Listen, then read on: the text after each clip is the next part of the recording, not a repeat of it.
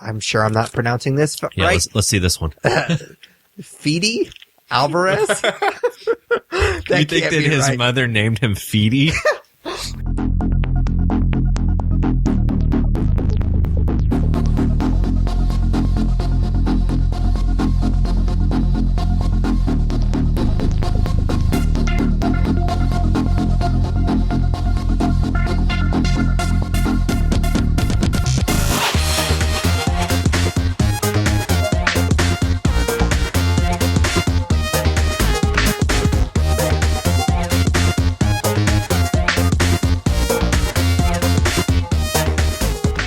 Hey guys, welcome to another episode of the Nerds You're Looking For podcast, a weekly nerd culture podcast that discusses the culture through various segments.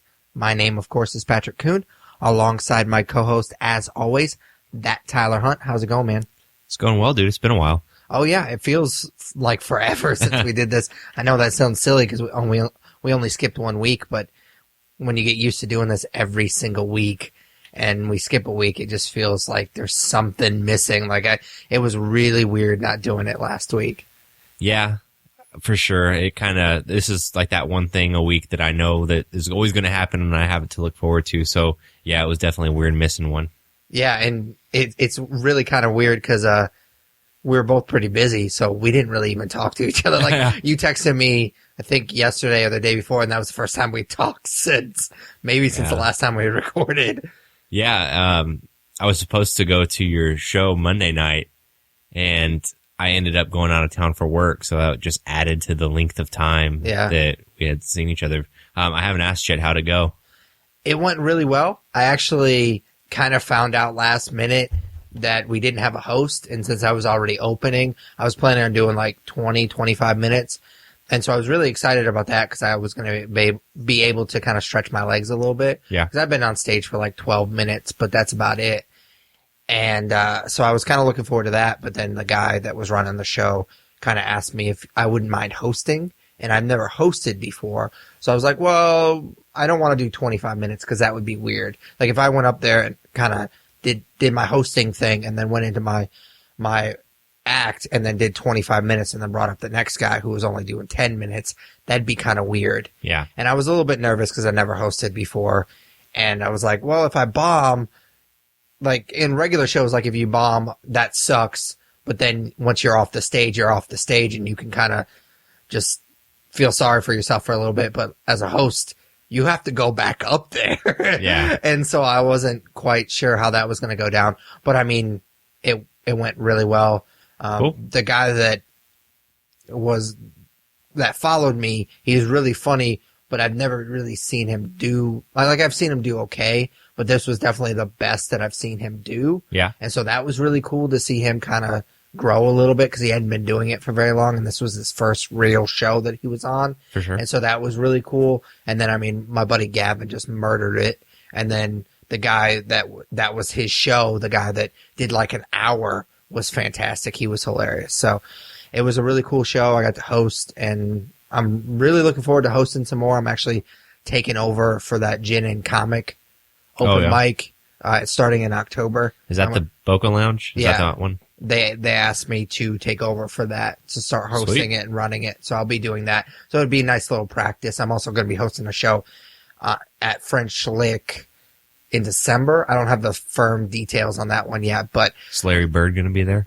Probably. I mean, any event in French Lick, he's probably going to be there. I don't think he has a team to run or anything during that time. Sometimes it sure seems like he doesn't. Yeah, for sure. Cool. All right. So we start off each episode by kind of checking in with each other. We call it what we're into. So Tyler, what are you into this week? So last week, even though we didn't record, I ended up going to see a movie that had released, and that movie is War Dogs. Okay. So that's the new movie from Todd Phillips, the guy who did the Hangover movies and Old School. Has Miles Teller and Jonah Hill in it. It's about a couple gun runners I guess they operated about 10 years ago, selling guns and military equipment to the U.S. military and making a lot of money off of it. So it was kind of their story. I wasn't very familiar with their story going into it, so I really didn't know what to expect and what the outcome was. I wouldn't say that whenever I saw the trailers for this movie that I thought that it had a lot of promise. but it did have a lot of talent attached to it, and it looked interesting to me. I had never seen a movie with that kind of premise. Like, I'm not familiar with gun runners and what they do and how they Did you never see Lord of War? I saw it when it came out, and it didn't hold my attention, and it wasn't that great. Yeah, I mean, Nicolas Cage was in it. So. Yeah. Who was it? No. It was Jared Leto. It was Jared Leto. It was Nicolas Cage and Jared Leto. Okay, that's right. Yeah. For some reason, I thought that it was John Cusack, but it was Nicolas Cage, wasn't it? He was in War, was the movie that you're thinking of. Yeah. I saw both of them, but... I never saw War. I heard it was bad. But so I will say this movie was probably better than both of those movies. Okay, cool. But it didn't really get where I hoped it would go. So, like I said, I didn't really have expectations. I was excited, however, to see Fat Jonah Hill back. Yeah. He's been gone he's been gone for a few years. He definitely, I was like, I read the IMDb trivia first, and it's like, it says that he put on the weight for this movie. So it's not like he just like got fat in his free time. And I'm like, why? I saw the person that he's playing, and the person he's playing isn't like obese or anything. So I was like, why did he put on the weight? And I realized it's a lot easier to hate his character, which you're supposed to do by the end of the movie, if he's fat and has a spray tan. Yeah. So that really kind of worked out, but I think that he picked the wrong movie to do the whole weight thing for. Like, Christian Bale did it for Batman Begins, and Batman Begins is great. Jonah Hill did it for this movie, and this movie is very mediocre. So it's a cool concept. I've never seen a movie like Gunrunners like this, with like where they're kind of like Guidos. But they played it like it's Wolf of Wall Street or Goodfellas. It had that type of feel to it. It felt like a Martin Scorsese movie made by Todd Phillips. So there was more comedy than a Martin Scorsese movie, but it's the typical, hey, we start off, we're struggling, and then we hit it big, and then there's going to be drama between the partners, and at the end of the movie, somebody's either getting arrested or somebody loses everything. And I hope that's not too big of a spoiler, but that's like a very common theme. Well, if that doesn't happen, then there's no conflict, there's no movie. Yeah, so I don't think it's too much of a spoiler. Yeah, but it's just very similar to those movies, and I think that's what they were going for, but it just didn't work like those movies. It's not going to have the lasting impression that those movies did. Like, I love movies that follow that type of storyline, but this movie just didn't do it as well as those other ones do. So it's not bad. I would definitely recommend checking it out, especially once it's out on home video or Netflix or whatever, but it's not going to be a movie that people are talking about in 10 years. Yeah, I saw the trailer for this, and I thought it looked really interesting. Jonah Hill and Miles Teller, usually when they do their like kind of indie movies, not that this is necessarily an indie movie, but it's flying a little under the radar. When they do those types of movies, like Jonah Hill did Moneyball and he did Wolf of Wall Street, those movies tend to hit. Yes. As far as the critics are concerned, not necessarily with the box office. And so that looked intriguing to me. And then I saw that Todd Phillips directed it. And I was like, maybe not. Because, I mean, I love the first Hangover movie. I mean, it's quotable and people quote it to death, and that's annoying to me. But it's, in a vacuum, it's one of the funniest movies I've ever seen in my life. Yeah, I still watch it and still laugh. I mean, you can shit on the sequels. Oh, for sure. And that's fine. The second one's not bad. It's just the same fucking movie. And then the third one, they just try to get so far away from the concept. And but, it's not good. But I don't know. And then the reviews were kind of lukewarm. Like you were it sounded like you agreed with a lot of the critics. Yeah. As far as that's concerned. So I probably will never see this movie. And not that I'm not interested in it. It's just that it's one of those movies that I was kind of on the fence about anyways. And those are generally the movies that I'll check Rotten Tomatoes. Oh, it's not doing that well. I'll skip it. Like there's other movies I want to watch. Yeah. I'm still definitely in the mindset too of summer movie season where it's like, okay, what are we watching this weekend? Because there's something every weekend, and we're kind of dwindling down. So that'll probably stop here soon. But I felt like I had to go see War Dogs last weekend. So, all right, man, what are you into? I went and saw a movie while we were on our little break as well. It's a movie that I brought up when we did our episode, the summer movie preview. And you gave me shit about it. Really? Because obviously I only pick movies that are in the summer, unlike Tyler, even though it's a summer movie preview. I went and saw Kubo and the Two Strings while I was in Louisville visiting my parents. My mom is a huge movie buff as well. My parents basically got me into movies and stuff like that. So I always feel bad because all of her children have moved out and she doesn't really have anybody to go see movies with because my dad doesn't like going to see movies in the theater. So every time I come visit, I always make sure that we go see at least one movie.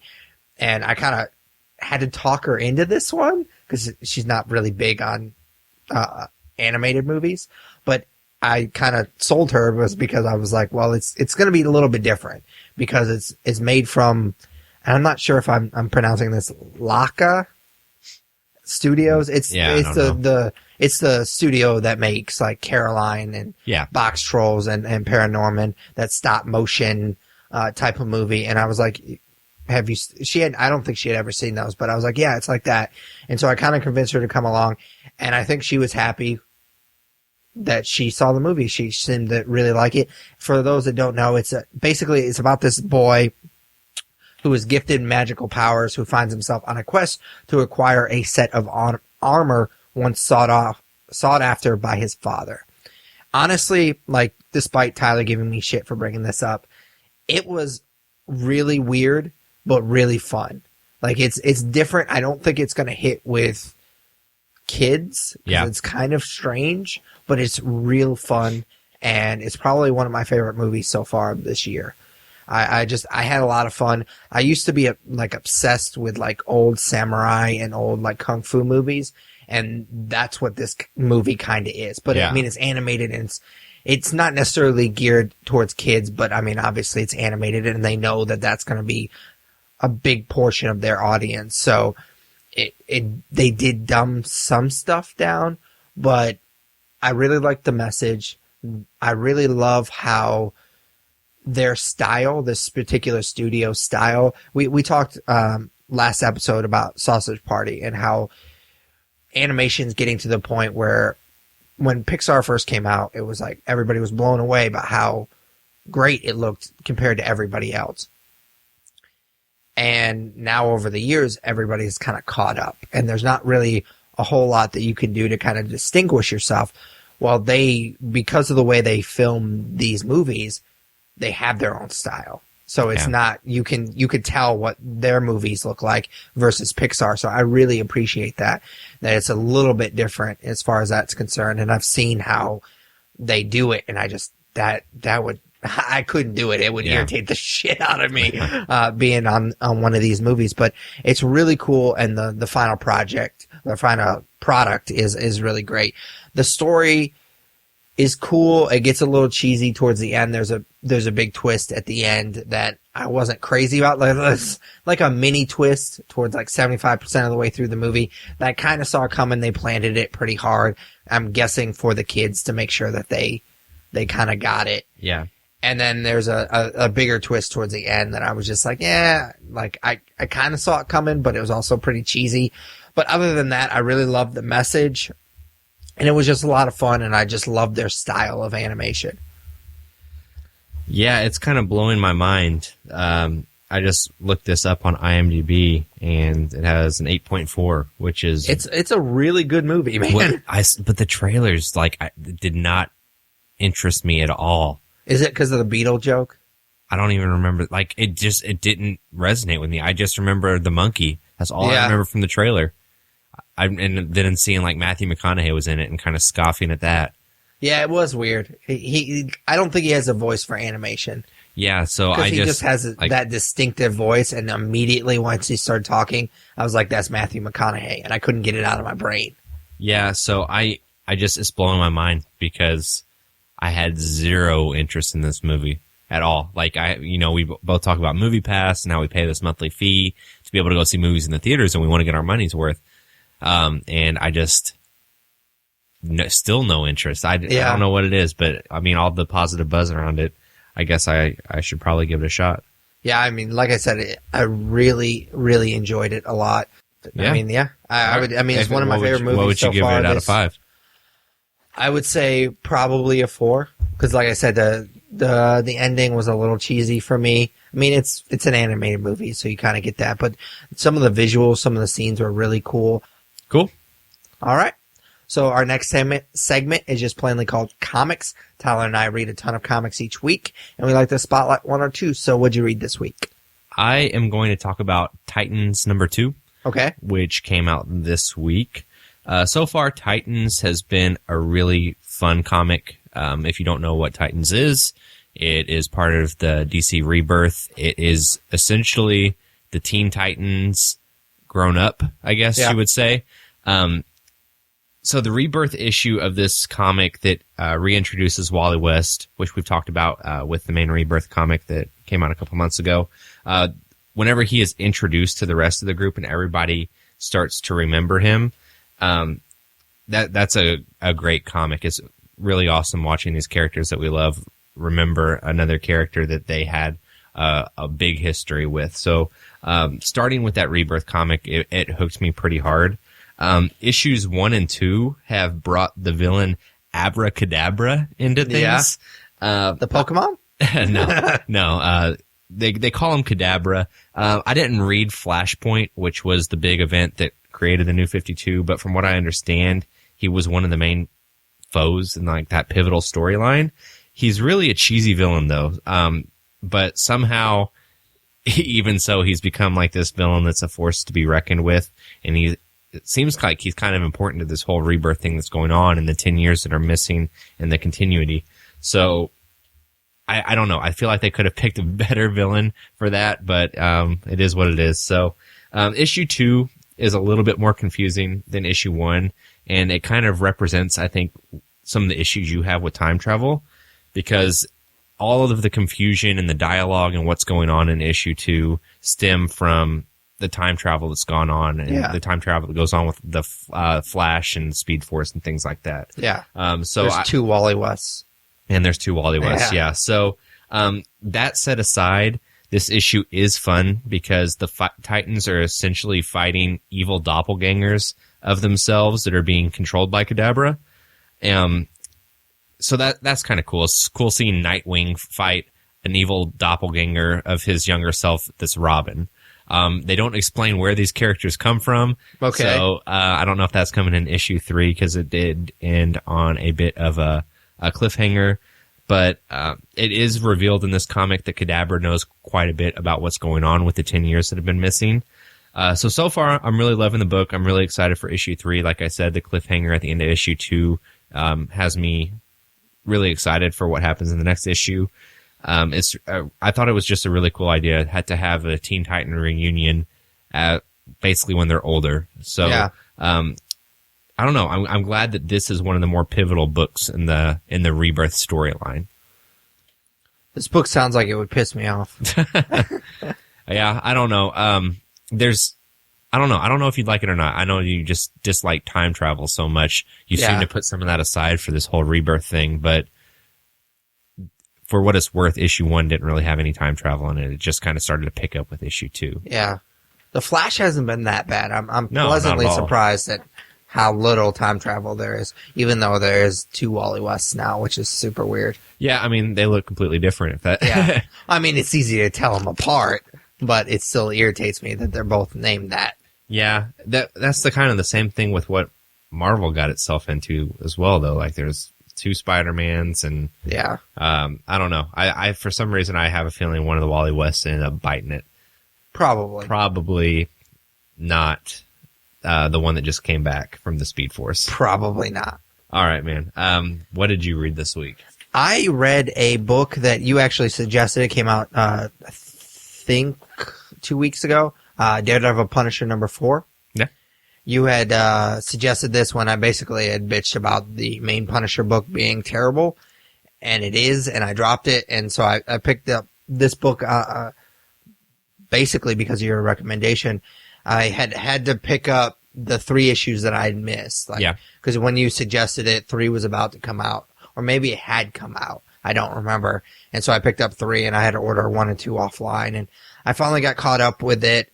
And I read #4, and it's basically everything that you would want from a title. Like, if you just read Daredevil Punisher, and I think you have just certain assumptions that a book is going to be just action-packed, and And that's exactly what this book is. It's everything that the Punisher main book wasn't. Yeah. For me, it just didn't live up to that book. It just didn't live up to what I wanted.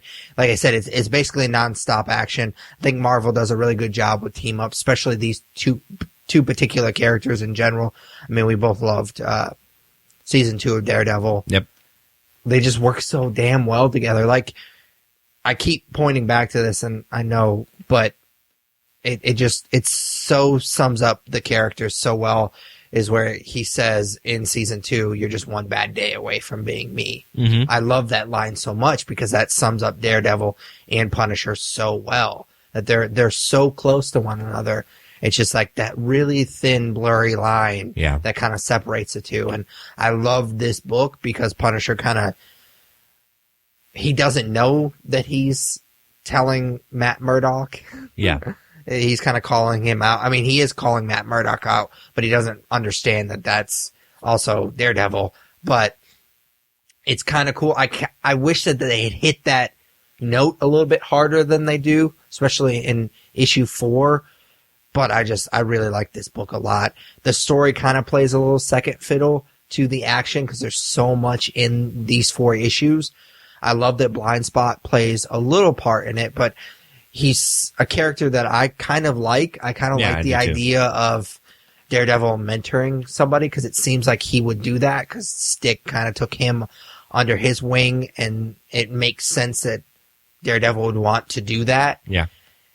So I really like it. It's just a fun, cool book. Like it's almost like something that when you just hear of those two characters, you want it just to be this book, and it's just everything that I wanted it to be, and it's fantastic. I mean, the story could be a little bit better, like I said, but that's not what you're looking for in this book. Yeah, it's a bit disappointing at the end of this book. They make it sound like it's done. Yeah, I actually looked it up, and I couldn't find if it's actually over, but I looked at the front, like the first page, and it says it's chapter 1. So that would lead me to believe that there's more chapters. I would hope so, because otherwise it was just a cheap tie-in for Daredevil season 2. Yeah. Which is a bummer, even though it was great. Yeah, I mean, I wouldn't be upset. I mean, I want more, but if this is the story that they give us, then I'm okay with it because it's good. Yeah. So if you want, because we're always constantly talking about, like, we talked about this with Master of None, and I mean, these TV shows that are kind of going towards like being an anthology series, even though Master of None didn't end up being an anthology series. If you just tell a great story from beginning to end, and then you just end it, that's fine. You don't have to milk it. If that's all you wanted to tell, I'm cool with that. But I would like to see more. But like I said, if this is the only thing that they do, I'm fine with it. Yep, absolutely, man. I agree. All right. So every episode, we talk about the big nerd headlines that have come up since the last time we spoke. I have a few this week. I kind of had to sift through quite a bit since we took a week off. Sure. So I pulled out a few. The first one concerns Natalie Portman. I guess she was interviewed by someone and talked about Thor Ragnarok and whether she'd be back or not. And it had already been kind of put out there that she wouldn't. And she reaffirmed that, but she was kind of bitchy about it. And she said something along the lines of, I don't know, maybe they'll call me for Avengers 7 or something. Yeah. Which kind of stung a little bit because obviously she plays Jane Foster, and I've gone on record about how much I love the new female Thor, whose secret identity is Jane Foster. And so Natalie Portman spinning that shit kind of bums me out because it means that will likely not happen, at least anytime soon. Maybe if they ever relaunch it, they could go that route with Jane Foster, but it doesn't seem like she's too keen on coming back. Yeah. I don't know. It just seems like she's kind of pretentious. Yeah. Like she thinks she's better than it. And honestly, like, why would you even do it to begin with? Like, at the point that they were doing the Thor movies, you kind of knew they were going in the direction of this universe. They had already built part of the universe. Yeah. So why even sign on to it? Yeah, that was really a weird movie for her to jump into. I don't know if they threw a lot of money at her or what, but I mean, she's in the second one too, so I don't get it. Yeah. Why would you do those movies and not want to do more? Like, yeah, I'm sure it doesn't take a lot for her to do them, and she gets a nice paycheck out of it. So yeah, I don't which know. affords her to. She kind of comes off to me like she's better than it. Yeah, and that kind of bugs me. She was on Jimmy Kimmel last night or the night before, and I was watching some clips from it on YouTube. And I mean, she doesn't talk about Thor or anything, but he asked like if her son has seen Star Wars because she's in it, and yeah. She's like, I don't know if he should watch it because my character dies, and like she lives in France, and she's one of those celebrities that got the fuck out of America. And not that there's anything wrong with it, but the way she talks about it is kind of what you're saying. Like she's pretentious, and my son speaks French and English, and I don't know, she's kind of hoity-toity. Yeah. So she sounds annoying. She sounds just like she thinks she's above this kind of stuff. She sounds like a cunt. That's what I was dancing around. I figured you might just go ahead and say it. Yeah, for sure. All right. So there's going to be another Marvel show, but it's not going to be on Netflix or ABC. It's actually going to be on Hulu. Okay. The Runaways, which I believe at one point was in development as a movie. I could be wrong, but I want to say it was in development as a movie, got canceled, and now they're creating a show on Hulu. Yep. I'm not extremely familiar with these characters, to be honest, but from what I read, it sounds like it's a group that finds out that their parents are in an evil organization. Have you read anything? I have not, but I know of the characters, yeah. It's kind of like it's a neat little book. Like it's kind of weird. But, I mean, I've never actually read it. I've just had people, like, I've discussed it with some of my nerdier friends. And nerdier than me? How dare you? Now, I saw a picture of them, though, and there's a dinosaur, right? I don't know about anything about that. Maybe I was tripping. It sounds like a cool concept, and I'd definitely be into it. Like, I don't know if it necessarily works as a movie just because the same reason I didn't like Batman v Superman and Suicide Squad. It's just like, it's tough introducing all of these characters and then still making a really interesting movie. So I think that you have more leeway with TV. Yeah. So I think that would definitely be a good route for a show like this. Awesome. This one came up last week. I guess there was this big hashtag that was trending on Twitter, and it was like top 7 movies. Yeah. And a ton of people got into it. And statistically, the number 1 movie that most people put was The Dark Knight. Okay. So I just wanted to throw that out there. It kind of stung a little bit because we did our top 10 movies last year, and my number 1 movie was The Dark Knight. And the hipster in me, the guy who's like, I'm so nerdy, kind of stings having the same favorite movie that a lot of people share, but it's just such a great movie. Like, there shouldn't be any shame in it, but. I mean, I feel where you're coming from because it like when people ask me what my favorite, like, I mean, I'm sure you get this just as much as I do, but when people find out that you're a movie buff, that's generally the question that you get. For sure. And I stick by my Dawn of the Planet of the Apes. I've watched it several times since that review. I've probably seen it 15, 20 times since that movie came out. I stand by it. I love that movie so much. But when people ask me that, I'm just like, cause it seems knee jerk, but it's not for me because I love the franchise and just, I don't know. I can see where you're coming with The Dark Knight. Like the pretentious movie hipster in me wants to say like Casablanca or something like, which I do really love that movie, but it's just, I don't know. Well, it's like I always said for the longest time, and you know this, that my favorite movie was The Godfather, and it genuinely was. But whenever we were making that list last year, it was just like, I really love The Dark Knight, and I enjoy it more, and have seen it more than The Godfather, so I don't feel like I can put The Godfather above it. But you're right. When people know you're a movie buff and ask you that question, they're expecting some obscure... You want a better answer, but it's like, I mean, if legitimately someone wants to sit down with me and have that conversation, then I love having that conversation. Obviously, that's what we're doing right now is kind of having that conversation. But if you just want to write it off, I mean, he's not really a movie buff because his favorite movie is Dawn of the Planet of the Apes. Well, I'll sit down with you and explain to you why that is, why I love the franchise, and I love the social satire and all that good stuff. Yeah. But The Dark Knight was on my list too. It wasn't that high. Yeah. But it was still on my list because it's a fucking amazing crime movie that happens to have Batman in it. Yep. It's such a fucking flawless movie. Yeah. So you can't, I mean, if whatever. Like, yeah, I get where you're coming from, but at the same time, it's like, we both know that that's such an awesome movie. That's it's one of the few movies that I will describe as perfect. Because there's really not an aspect of that movie that I don't like. For sure. I completely agree. That's why it was at the top of my list. All right, cool. So Jared Leto is going to be in the Blade Runner sequel. So I've never seen Blade Runner. Either have I. That's a movie. Like one of my nerd year resolutions was to close some movie gaps and watch more movies off of the IMDb top 250 list, and that's one that I have on Blu-ray sitting on my shelf, and I've just never taken the time to watch it. So I'm actually going to try to watch it probably this weekend just to cross it off the list because I'm tired of not having seen it. Yeah, it's embarrassing because I talk about how much I love sci-fi. I'm kind of a sci-fi nerd, and that's a big one, and I've never seen it. Every time that I'm like, oh, I should watch that, it's like late at night, and it's not like a super long movie, but from what I understand, it's kind of dense. Yeah. And so I just didn't want to watch it when I'm sleepy and not catch everything. Like, this might hurt my nerd cred a little bit, but what's kind of turned me off to it is it seems like the movie itself isn't confusing, but there's so many versions of it. It's like, so what is the definitive version? Because the Blu-ray I bought is 5 discs.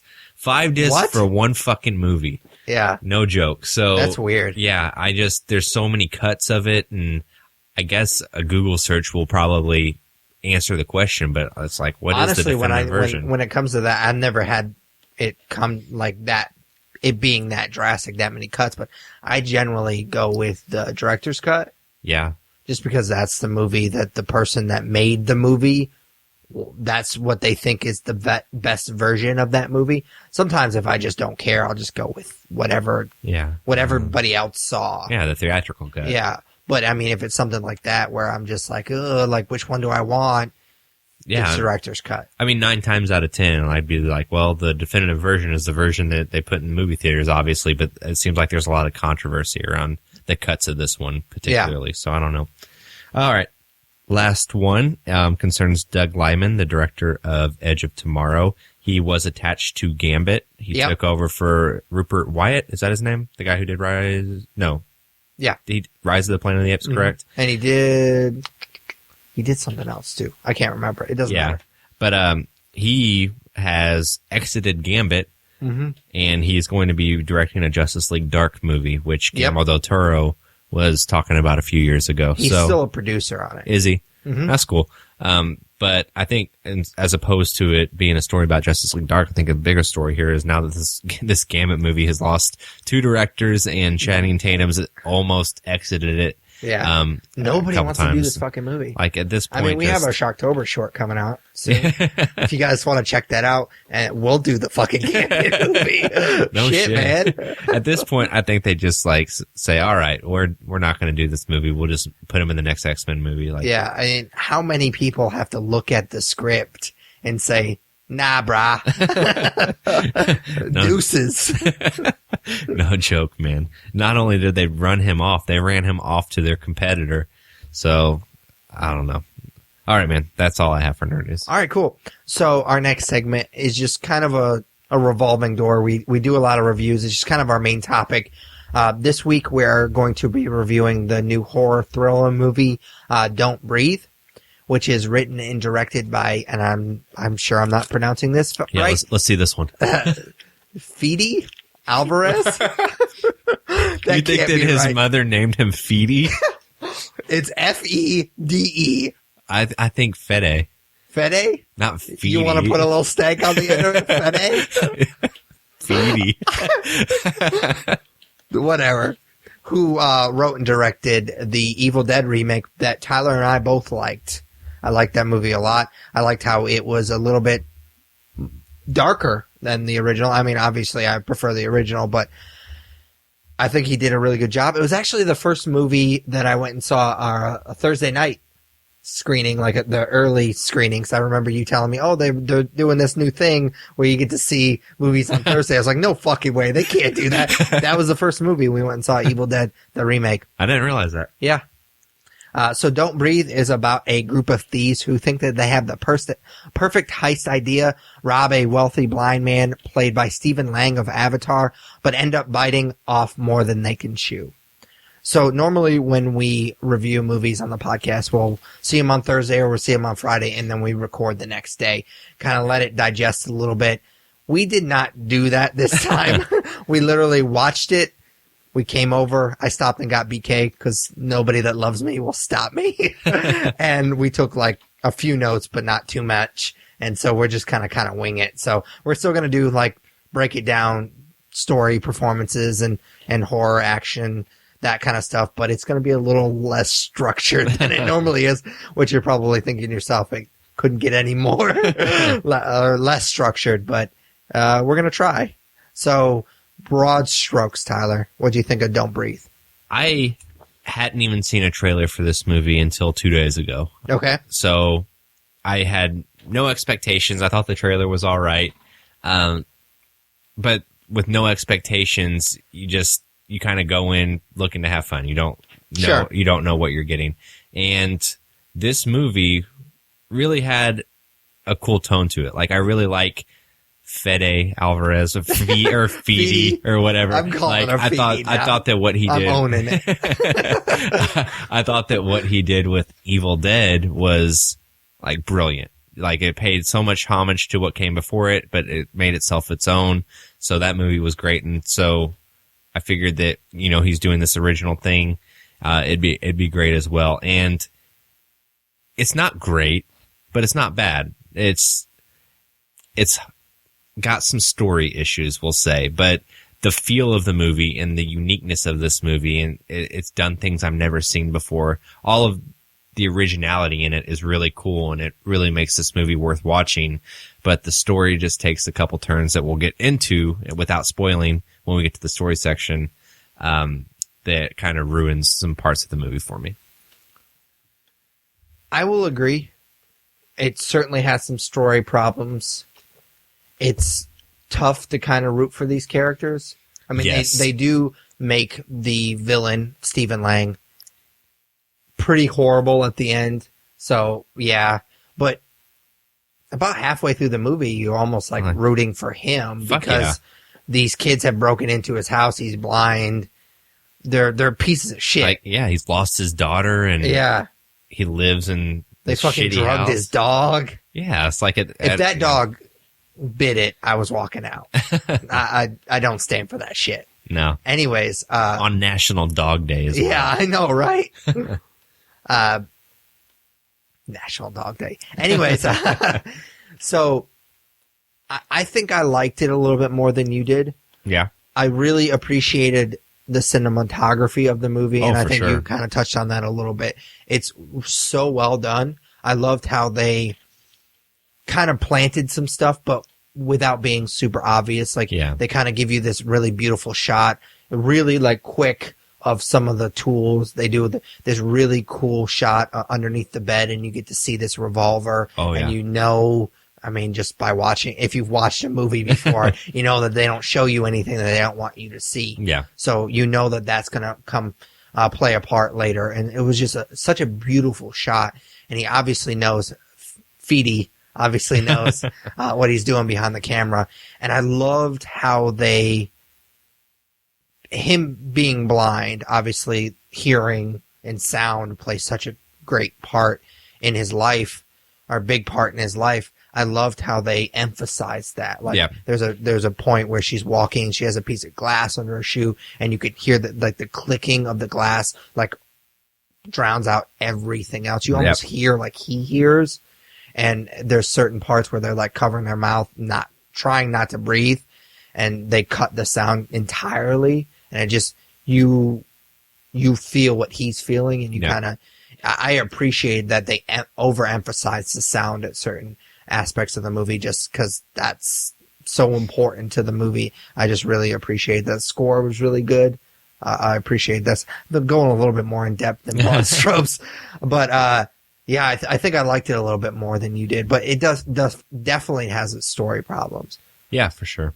All right, so let's just dive right into the story. Obviously, we're not going to spoil it. Like Tyler said, there's a big twist at the end it takes quite the turn at the end. And obviously we're not going to spoil it, but so we won't spoil that. That honestly is my biggest story problem. Is that just because it made me feel really cringy and dirty. So, but I won't dwell on that. My second biggest story problem was what you were touching on with Broad Strokes. I didn't know who to root for most of this movie because they kind of make you sympathetic towards the thieves a little bit, but at the same time, you're doing something wrong. So I don't care. Yeah. I'm going to root for this. If you weren't a douchebag, you wouldn't have been in this situation to begin with. Yeah, I'm going to root for the army vet who's blinded in war. Like, they kind of built this guy up almost, not as a hero necessarily, but definitely a sympathetic character. And things kind of take a twist with him. But even after the twist, I was kind of still like, man, this guy is still just damaged from losing his daughter. And it's and then it takes another twist. And then you're like, yeah, he's a piece of shit. Yeah. So, and I felt like that was coming because watching the movie, they're like, well, they got to tell us who to root for at some point. Yeah. So it came later in the movie than it probably should have. And then the way that they did it, like I said, is not something that I enjoyed. But even after all the twists and all of they're kind of stacking the cards against Stephen Lang's character, which I don't even know if did they give him a name in the movie? I'm stalling because I'm about to look it up.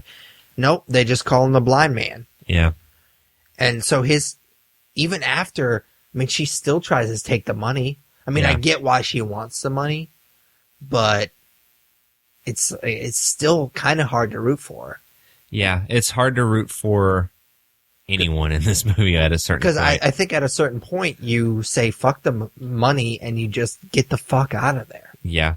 And she never gives up on that. And I mean, I know that they try to do a short scene towards the beginning of the movie, and it kind of establishes her motivations. But at a certain point, man, I think in my brain, if I'm that character, I want to see that little girl again. Yeah. So fuck the money. Like, I'll deal with the piece of shit stepdad or boyfriend or whatever he was.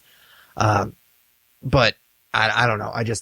It was really, really hard to root for anybody in this movie because at a certain point, it's just like everyone's a piece of shit. And I don't really like. They do a flash forward at one point. Well, at the very beginning of the movie, it's the first shot you see, which was a beautiful shot, by the way.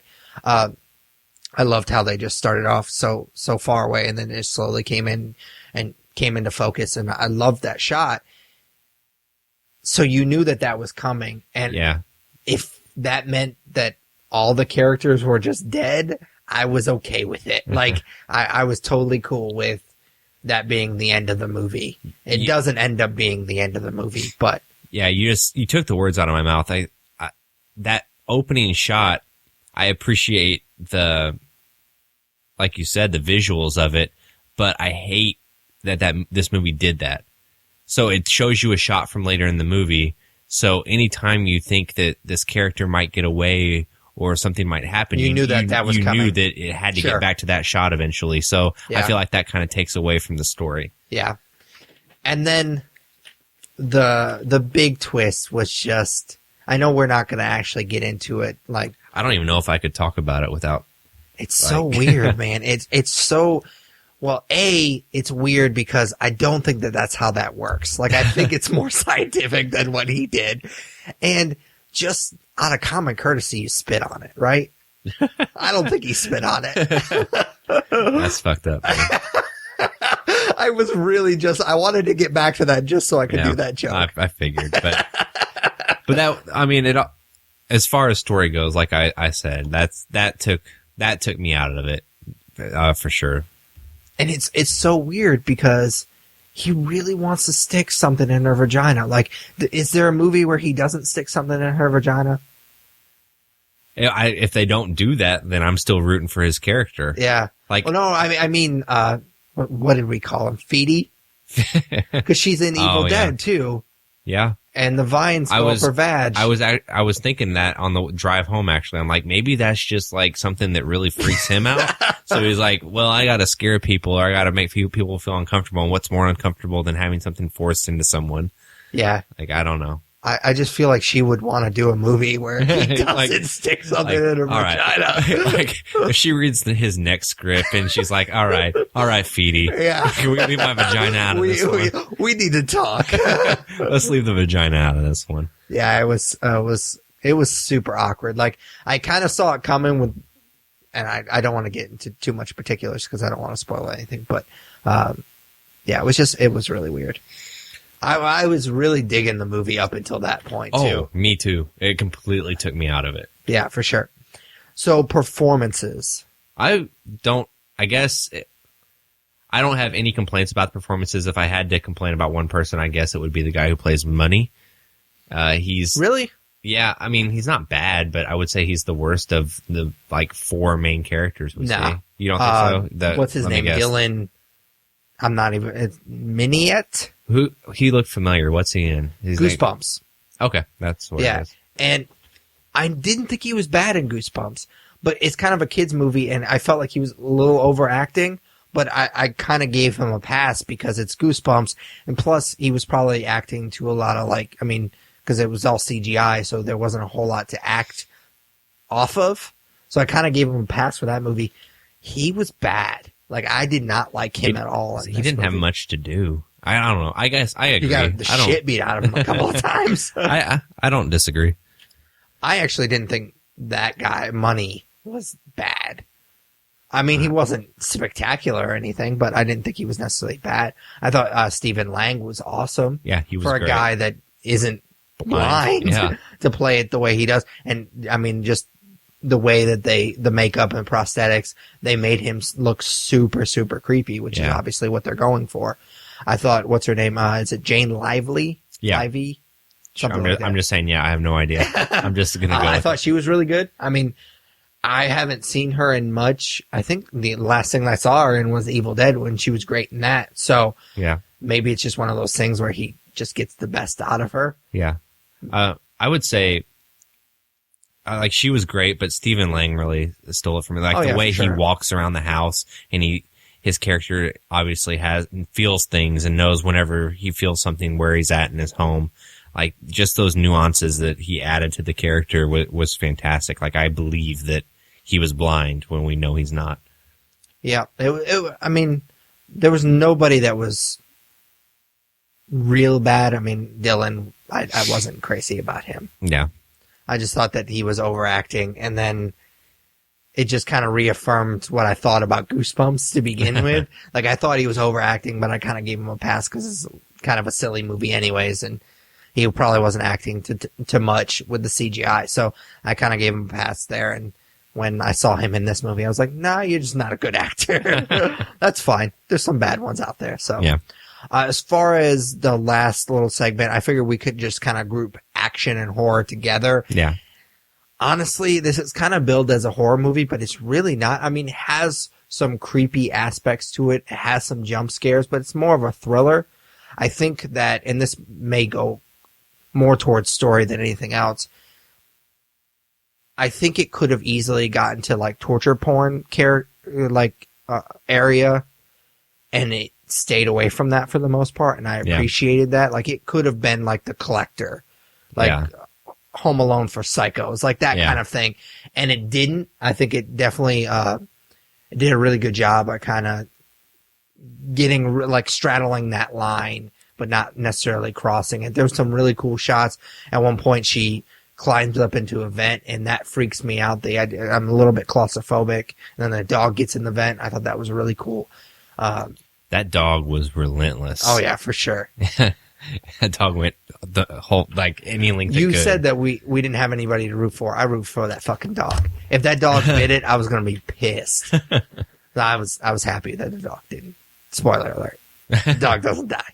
Yeah, there were a couple times I thought that it was going to go, but luckily they didn't go that route. They did a similar scene that we saw in, what was that movie that we just reviewed? The horror movie. It was the scary Lights Out. Lights Out. And they did a similar scene with, like, it wasn't black light, but it was like the lights were out. I liked it. I don't know what the technical term, how they did it, but it was just really, really cool. Yeah, and their eyes Yeah. Like, it looks like the lights were legitimately out when they filmed it, or they added that in post or something, but you believe that they were in pitch black. So, I mean, there was certain scenes that were kind of horror-esque, but it never really got to that, like, no, not, I wouldn't horror say genre. I mean, it's much more of a thriller than anything else. Yeah. Like I said, it never gets into that torture porn area, so I appreciate that, but the action was kind of cool. I feel like at a certain point, though, there was so many weapons in that house that they took way too long to just hide and then just bash him over the head. Like, that took way too long to figure that one out. That would have been the first fucking thing that I did, was you can't see me, I'm going to hide in a corner, wait for you to walk by me, and then bash you over the fucking head. Yeah. I mean, they did a good job story-wise. I'm back to story. It kind of stacking the cards against those characters and showing why he kind of had them trapped. But you're right. At a certain point, you should be able to hide and take advantage of the blind guy. Yeah, for sure. I mean, that's pretty much all I have for Don't Breathe. I hope that wasn't too loosey-goosey for you guys. Like I said, we literally got out of it like an hour ago. Yeah. I don't have anything to add, just kind of not what I expected. Yeah. I would suggest watching it, and I really kind of want people to see that scene, so it's like, yeah. So we're not alone? Yeah. I don't know. I kind of wish that we had a better movie-going experience, because those people in the theater were pissing me the fuck off, man. Yeah, it was a lot of chatty people. Yeah, and it like I said, the sound is so important in this movie, and there were certain scenes where they just like completely cut out the sound, and you could hear them fucking chit-chatting. It doesn't help that the guy that was literally right in front of us, too, was mouthy. Yeah, for sure. It was like, we had one in the corner. Yeah. I could hear him out of my left ear, and then the guy sitting in front of us was also talking. I was like, shut the fuck up, man. Even the girl he was with was trying to shut him up. Yeah, it was really weird. Yeah. But anyways, star rating. This is tough, because besides a certain, that particular story twist point, like, it's almost, I wouldn't say perfect, but it was a really great movie, like, yeah. 4.5, but that twist really took me out of it and really kind of soured the movie for me a little bit. So I guess I'll give it the benefit of the doubt that it's going to last, and I'll say 3.5. I'm going to give it 3.5 as well, for very similar reasons. I'd like to think that I would watch it again, and maybe because I know it's coming, maybe it won't bother me as much. Pun intended. Yeah. And I don't know. I really wanted to give it a 4, because, like I said, it's really well put together. He definitely knows what he's doing behind the camera. The sound was phenomenal. Every aspect of this movie was great, except for that little bit. And it's so weird that it just sticks with you. Yeah. So watch this movie so you can be as traumatized as we are. Maybe that's what Feedy was going for. We'll never know. For sure. That's typical Feedy. God. All right, so our last segment is just plainly called Nerd Favorite. Tyler and I take turns each episode asking each other a very nerdy question, what your favorite blank is. It's Tyler's turn. Kind of, because last week it would have been my turn, but we're just sticking with the schedule. So it's actually Tyler's turn. So what's Nerd Favorite this week? So it seems like almost every year, right before Shocktober, there's some horror movies that release, like it's late August now, or especially in September, and it kind of whets our appetite for Shocktober and gets us excited for what's to come, because Shocktober is a part of the year that we both really look forward to and both really enjoy. And Don't Breathe, kind of having that horror element to it, got me really thinking about Shocktober. So it's not so much a favorite. I'm just kind of curious what you're most looking forward to for Shocktober. I'll go first. I think that I won't dwell on this. I think we're both looking forward to Shocktober in Irvington. So that being something that's pretty obvious, I'll leave that aside and say that what I enjoyed most about last Shocktober, I'm looking forward to again this year. And that's just going through Netflix and finding obscure horror movies I've never heard of and watching them. you know, sometimes you find hidden gems and sometimes you find some of the shittiest movies you've ever seen, but there's always some kind of enjoyment out of it, whether you're laughing at how bad a movie is or you stumble across something that you might become a Shocktober staple. So I'm kind of looking forward to that, just going through Netflix and seeing what's going to be on in October, and maybe coming across some new favorites. For sure. Like you said, I mean, we're both excited about Shocktober and everything. That's going to be great. I mean, we've already started. Everything so far has gone well. We had some difficulty here and there, but I think we pushed through it as far as shooting our short. So I'm definitely looking forward to that. I enjoy the season so much. There's so many things that, I have my Shocktober staples like The Thing, Crazies, Night of the Living Dead. But I always like to, the first year that I did Shocktober, like I was really into it. I get really obsessed with everything that I do, and I made out a calendar and put all these movies on it, and I was like, I was going to watch this movie this day of October, and then it just became a chore. Yeah. And so since that first year, I've really just kind of tried to be a little bit more loose with it, and just like, there's a couple of movies that I definitely want to see.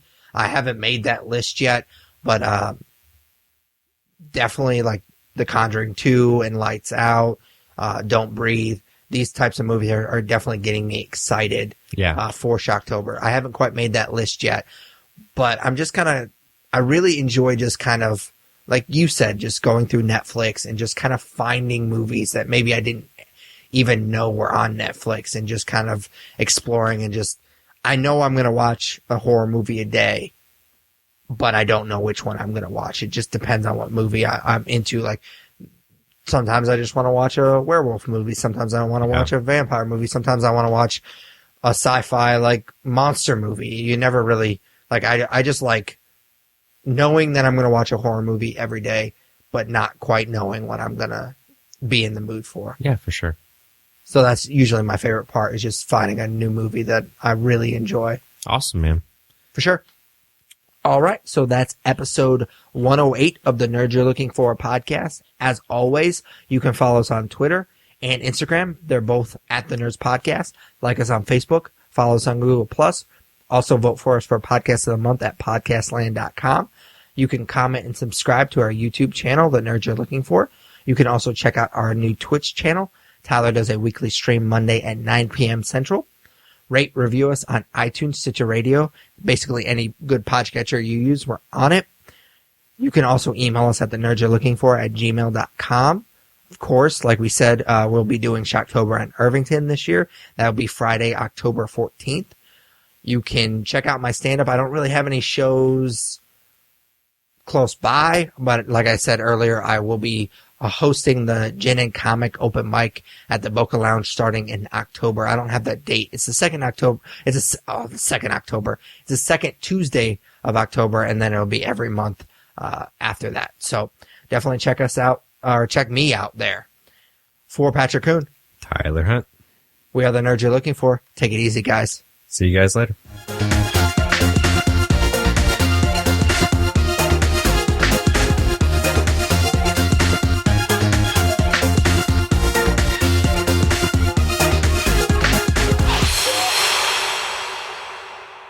Kind of shit the bed towards the end of that outro. I couldn't speak for a second there.